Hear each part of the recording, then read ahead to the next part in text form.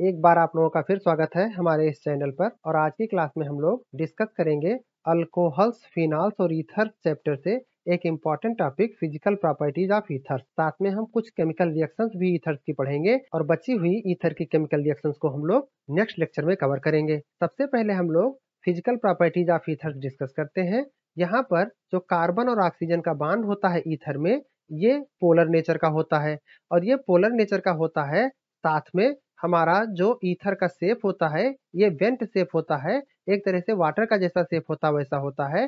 तो ओवरऑल हमारा ईथर एक नेट डाइपोल मोमेंट रखता है। अब ये पोलरिटी जो होती है ईथर की, ये बॉइलिंग पॉइंट को बहुत ज्यादा तो इफेक्ट नहीं करती है। अगर आप ऐसे हाइड्रोकार्बन की बात करें जिनका मॉलिक्यूलर मास लगभग किसी ईथर के आसपास हो, समान हो, तो उसमें आपको ये पता चलता है कि जो एल्केन का बॉइलिंग पॉइंट होता है, ईथर का भी बॉइलिंग पॉइंट लगभग आसपास ही होता है। यहाँ पर आप कंपेयर कर सकते हैं। लेकिन अगर हम अल्कोहल के बॉइलिंग पॉइंट से कंपेयर करें तो अल्कोहल का बॉइलिंग पॉइंट काफी ज्यादा होता है ईथर से, क्योंकि अल्कोहल्स में इंटरमॉलिक्यूलर हाइड्रोजन बॉन्डिंग हो जाता है और ईथर मॉलिक्यूल आपस में हाइड्रोजन बॉन्डिंग नहीं करते हैं। इसलिए अल्कोहल का बॉइलिंग पॉइंट ईथर से काफी ज्यादा हो जाता है और ईथर का बॉइलिंग पॉइंट लगभग एल्केन के आसपास ही रहता है। अब हम लोग अगली फिजिकल प्रॉपर्टी बात करेंगे कि हमारे ईथर कितना डिजॉल्व होते हैं या कितना मिसिबल है वाटर में। तो वाटर में जो मिसिबिलिटी होती है ईथर की, ये लगभग अल्कोहल जैसी ही होती है। इसका कारण ये होता है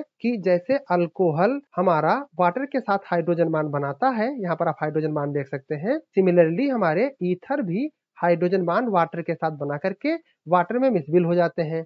इसके लिए एनसीईआरटी का एक दिया गया एग्जाम्पल भी हम लोग डिस्कस करते हैं। अगर हम लोग एक ईथर इथाक्सी इथेन की बात करें और ब्यूटेनॉल से कंपेयर करें मिसिबिलिटी के मामले में, तो हमारा इथाक्सी इथेन या di ethyl ether 100 gram water में, 100 ml वाटर में 7.5 ग्राम डिजॉल्व हो जाता है, जबकि ब्यूटेनॉल इससे थोड़ा ज्यादा डिजॉल्व हो जाता है, 9 ग्राम के आसपास। लेकिन तब भी लगभग मिसिबिलिटी सिमिलर ही मानी जाएगी। अगर यहाँ पर सिमिलर मॉलिक्यूलर मास रखने वाले, लगभग समान मॉलिक्यूलर मास रखने वाले एक एल्केन से कंपेयर करें तो एल्केन तो बिल्कुल इमिसिबल होता है, बिल्कुल भी डिजॉल्व नहीं होता है। तो मिसिबिलिटी के मामले में हमारे ईथर अल्कोहल जैसा बिहेवियर करते हैं, जबकि बॉइलिंग पॉइंट के मामले में हमारे ईथर एल्केन जैसा बिहेवियर करते हैं। यहाँ पर हमारा ईथर वाटर के साथ तो हाइड्रोजन बॉन्ड बना लेता है, लेकिन ईथर के मॉलिक्यूल आपस में अपने आप में हाइड्रोजन बॉन्डिंग नहीं करते हैं, इसलिए बॉइलिंग पॉइंट में ये एल्केन जैसा बिहेवियर करते हैं। अब हम लोग केमिकल रिएक्शंस ऑफ ईथर देखते हैं। तो ईथर का जो इंपॉर्टेंट केमिकल रिएक्शन होता है,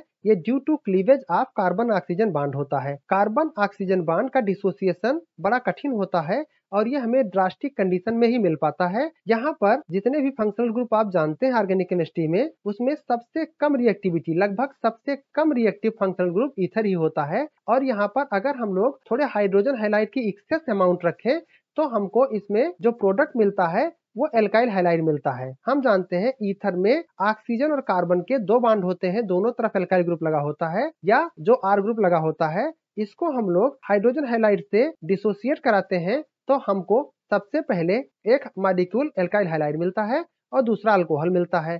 जो अल्कोहल प्रोडक्ट बनता है वो भी एक्सेस हाइड्रोजन हैलाइड के साथ में रिएक्शन करके फिर से एल्काइल हैलाइड बना लेता है। तो फाइनली प्रोडक्ट हमको एल्काइल हैलाइड मिलता है और वाटर मिलता है। अब हम लोग यहाँ पर देखेंगे, अगर हमारे पास कोई एल्काइल एराइल ईथर है, जैसे यहाँ पर एक ग्रुप हमारा एल्काइल है ईथर में और दूसरा एराइल है, तो यहाँ पर जब हाइड्रोजन हैलाइड रिएक्शन करता है तो हमको जो स्मॉल एल्काइल आर ग्रुप होता है ये हाइड्रोजन के साथ जाता है और एल्किल हैलाइड मिलता है, और बाकी हाइड्रोजन हमारा ऑक्सीजन के साथ जुड़ करके एक फिनाल देता है। इसका कारण यह होता है जो ऑक्सीजन और एल्काइल हैलाइड के बीच का बॉन्ड होता है ये वीकर होता है और ऑक्सीजन और एराइल हैलाइड के कार्बन के बीच का बॉन्ड स्ट्रांगर होता है। ये रेजोनेंस के कारण पार्शियल डबल बॉन्ड कैरेक्टर रखता है। तो डिसोसिएशन हमारा ऑक्सीजन और एल्काइल ग्रुप के बीच का होता है। इस तरह से हमको यहाँ पर एल्काइल हैलाइड मिल जाता है और फिनाल मिल जाता है। यहाँ पर अगर हमारे पास कोई मिक्स टाइप का एल्काइल ईथर है तो यहाँ पर आपको एक मिलेगा और एक एल्काइल हैलाइड मिलेगा। यहाँ पर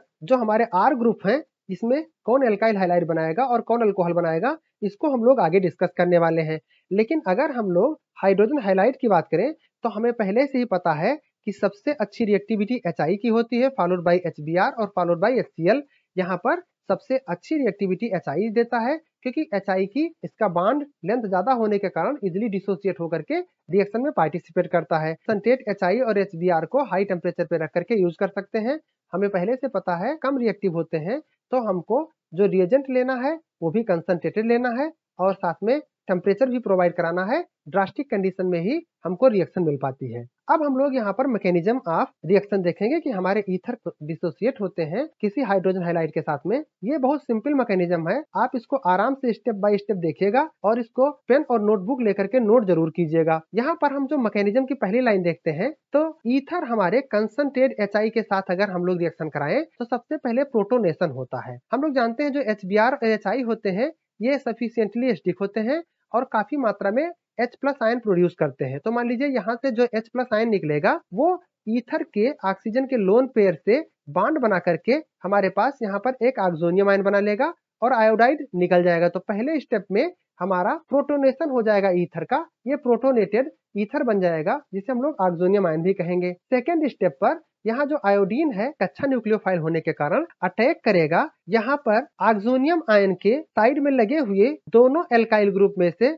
उस एल्काइल ग्रुप पर अटैक करेगा जिसका सब्स्टिट्यूशन कम हुआ हो। अब यहाँ देखिए इस कार्बन पर तीनों हाइड्रोजन लगे हैं, कोई सब्स्टिट्यूशन नहीं है, जबकि इस कार्बन पर ऑक्सीजन से लगा हुआ जो कार्बन है इस पर एक मिथाइल ग्रुप लगा है, केवल 2 हाइड्रोजन है, तो इसमें ज्यादा सब्स्टिट्यूशन है। एक सब्स्टिट्यूशन आ गया है, यहाँ कोई सब्स्टिट्यूशन नहीं है। तो आयोडीन हमारा या आयोडाइड आयन जो है वो अटैक करेगा ऐसे कार्बन पर, ऐसे एल्काइल ग्रुप पर जिसका सब्स्टिट्यूशन कम हुआ हो। तो यहाँ पर हमको फिर एक इंटरमीडिएट मिलेगा, क्योंकि ये रिएक्शन हमारी SN2 मैकेनिज्म से आगे बढ़ेगी, तो यहाँ पर इंटरमीडिएट मिलेगा और ये इंटरमीडिएट आगे चल करके हमारा प्रोडक्ट बनाएगा जिसमें एक एल्काइल आयोडाइड मिल जाएगा और दूसरा हमारा एक अल्कोहल मिल जाएगा। जो अल्कोहल मिलेगा यह अल्कोहल हमारा अगले स्टेप पर ज्यादा HI का कंसंट्रेशन है, इसलिए अल्कोहल भी हमारा HI के साथ में रिएक्शन करेगा। यहाँ पर अल्कोहल का लोन पेयर HI के प्रोटॉन के साथ बॉन्ड बनाएगा और फिर से प्रोटोनेटेड अल्कोहल बन जाएगा और आयोडाइड यहाँ से रिलीज हो जाएगा।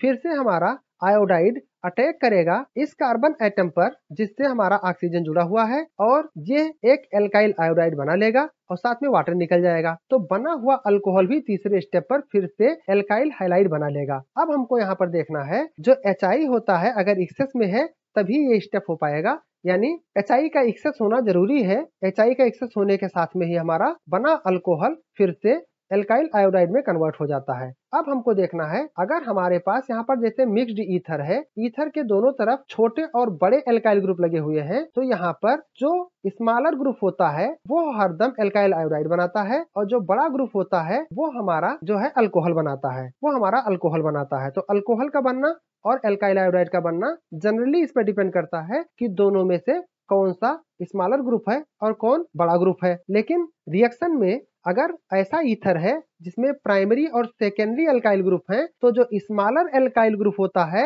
वही एल्काइल हाइलाइड बनाता है। ध्यान आपको रखना है हमारा हाइलाइड जैसे यहाँ पर आयोडाइड या ब्रोमाइड उस कार्बन के साथ जाएगा जो स्मॉलर होगा। यहाँ पर हमारा देख सकते हैं, यहाँ पर आप देख सकते हैं कि ये मिथाइल ग्रुप के साथ में आयोडाइड गया है और ये हमारा अल्कोहल बड़ा वाला ग्रुप अल्कोहल बना है। अब अगर हमारे पास टर्सरी ग्रुप वाले ईथर है तो यहाँ पर टर्सरी ग्रुप वाला भी ईथर है, तो ऐसे केस में हमारे पास जो आयोडीन हाइलाइड होता है वो टर्सरी के साथ चला जाता है। अब इस एक्सेप्शन को आप कैसे याद करेंगे? और हमारा जो छोटा ग्रुप है वो अल्कोहल बनाता है और बड़ा ग्रुप रिलेटिवली जो लार्जर ग्रुप है या बड़ा ग्रुप है वो यहाँ पर आयोडाइड या हाइलाइड के साथ जा रहा है। इस तरह से इसको याद करने के लिए आप देखेंगे कि ये SN1 मैकेनिज्म से रिएक्शन होती है और यहाँ पर जो हमारा पहले स्टेप पर डिसोसिएशन जो स्लो स्टेप होता है जिस पर आपका ईथर टूटता है, प्रोटोनेटेड ईथर जो डिसोसिएट होता है, वहां पर आपको एक कार्बोकैटायन इंटरमीडिएट मिलता है और कार्बोकैटायन इंटरमीडिएट की जितनी ज्यादा स्टेबिलिटी होती है वो उतना ही प्रोडक्ट बनाने के लिए आगे बढ़ता है। तो यहाँ पर 3 डिग्री कार्बोकैटायन बन जाएगा और 3 डिग्री कार्बोकैटायन चूंकि अटैक यहाँ पर फिर से हमारा आयोडाइड करता है, काफी तेज न्यूक्लियोफाइल होता है और हमारे पास यहाँ पर जो हाइलाइड बनेगा वो बड़े डिग्री वाले कार्बन के साथ बन जाएगा और अल्कोहल छोटा बन जाएगा। तो आपको याद रखना है टर्सरी के साथ में आप एक्सेप्शन याद रखेंगे।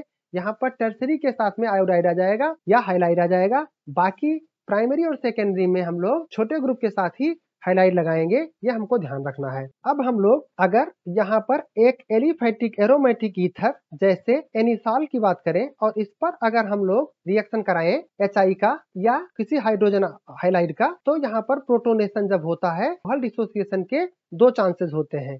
यहाँ पर कार्बन ऑक्सीजन के बीच का जो बॉन्ड होता है ये सिंगल बॉन्ड होता है, जबकि जो एराइल ग्रुप होता है उसके कार्बन और ऑक्सीजन के बीच का बॉन्ड पार्शियल डबल बॉन्ड होता है। यहाँ पर ये sp2 हाइब्रिडाइजेशन है इस कार्बन का जिससे ऑक्सीजन जुड़ा हुआ है, और यहाँ पर sp3 हाइब्रिडाइजेशन है, तो ये रिलेटिवली स्ट्रॉन्गर बॉन्ड है। तो यहाँ जो बॉन्ड डिसोसिएट होता है ये एल्काइल ग्रुप वाला डिसोसिएट होता है और फिर आयोडाइड इसी पर अटैक करता है। तो हमारे पास छोटे ग्रुप के साथ में हाइलाइट चला जाता है और बड़े ग्रुप के साथ में हमारा फिनाल बन जाता है, और जो फिनाल बनता है वो फिर से एक्सेस HI या हाइड्रोजन हाइलाइट के साथ रिएक्शन भी नहीं करता है, क्योंकि यहाँ पर ये पार्शियल डबल बॉन्ड कैरेक्टर होता है। ये कार्बन हमारा sp2 हाइब्रिडाइज होता है, ये छोटा कार्बन होता है, ये बॉन्ड छोटा होता है और कार्बन ऑक्सीजन का बॉन्ड छोटा होने के कारण ये ज्यादा स्ट्रेंथ रखता है और फर्दर ये रिएक्शन करके हमें अल्कोहल नहीं देता है और हमारा फिनाल एक्सेस हाइड्रोजन हाइलाइट के साथ रिएक्शन नहीं करता है, यानी हमको कोई एराइल हाइलाइट नहीं मिलता है। Thanks for watching.